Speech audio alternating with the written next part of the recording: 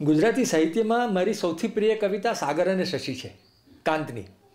અને આખી દુનિયા ભલે ગમે તે કહે, પણ હું એમ માનું છું કે ગુજરાતી સાહિત્યની પણ એ એક ઉત્તમ સાહિત્ય કૃતિ છે. કારણ કે વસંત વિજય કે અતિજ્ઞાન કે ચક્રવાક મિથુન એ બધા તો એમના ખંડ દર્શનમાંથી આવેલા છે.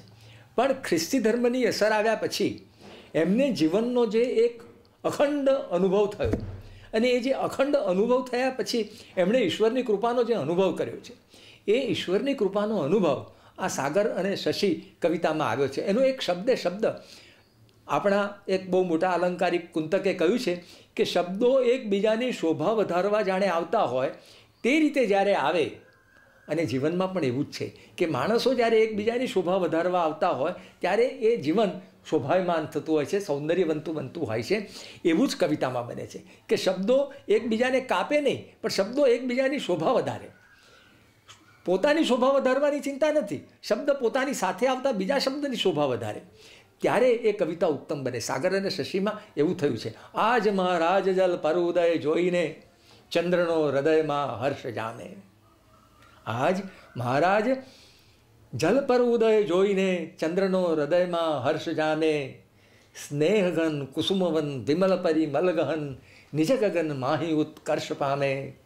પિતા કાલના સર્વ સંતાપ સામે. ઓ લોર્ડ, પિતા કાલના સર્વ સંતાપ સામે. નવલરસ ધવલ તવ નેત્ર સામે. નવલરસની વાત છે. નવલરસ ધવલ તવ નેત્ર સામે. પિતા કાલના સર્વ સંતાપ સામે.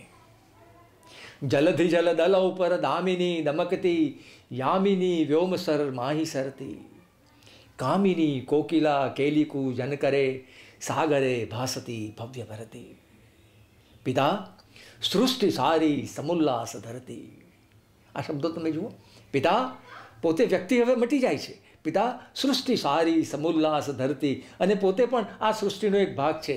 પિતા સૃષ્ટિ સારી સમુલ્લાસ ધરતી તરલ તરણી સમી સરલ સરતી. પિતા સૃષ્ટિ સારી સમુલ્લાસ ધરતી. આ તરલ તરણી સમી સરલ સરતી, આ જે વાત છે, એટલે એક બાજુ ઈશ્વર છે, એક બાજુ ઈશ્વરની કૃપા છે, અને બીજી બાજુ વ્યક્તિ છે, વ્યક્તિના સંતાપો છે. અને એ બંને જ્યારે ભેગું થાય છે, સ્રષ્ટા અને સૃષ્ટિની આવી સુંદર વાત આપણા સાહિત્યમાં, હું તો એમ માનું છું કે મેં તો સંસ્કૃત અંગ્રેજી પણ ઘણું, હિન્દી ઘણું વાંચ્યું છે, પણ આટલી બધી સરસ રીતે વાત ક્યાંય થઈ નથી. દાખલા તરીકે હરિવંશરાય બચ્ચનની એક કવિતામાં મળે છે કે યહ ચાંદ ઉદિત હો કરનભ મેં કુછ તાપ મિટાતા જીવન કા. ત્યાં કુછ તાપ મિટાતા જીવન કા, ત્યાં સંતાપની વાત નથી, કારણ કે યહ ચાંદ છે, એ ચાંદ જે છે એ પ્રિયતમા રૂપે રહેલો ચાંદ છે, અને અહીંયા તો ઈશ્વરની કૃપા રૂપે રહેલો ચંદ્ર છે. એટલે આ જે ચંદ્રની વાત છે, ત્યાંય ચંદ્ર છે, અહીંયા પણ ચંદ્ર છે, પણ બંને ચંદ્ર જુદા જુદા છે. સામાન્ય રીતે કવિઓ ચંદ્રને પોતાની પ્રિયતમા રૂપે અથવા પ્રિયતમાને ચંદ્ર રૂપે ગણે, અહીંયા તો ઈશ્વરની કૃપાને ચંદ્ર રૂપે ગણ્યો છે. અને એનો જે ઉદય થયો છે, એની જે વાત છે, એમાંથી જે શીતળતા અને પાવિત્ર મળ્યું છે. નવલરસ ધવલ તવ નેત્ર સામે.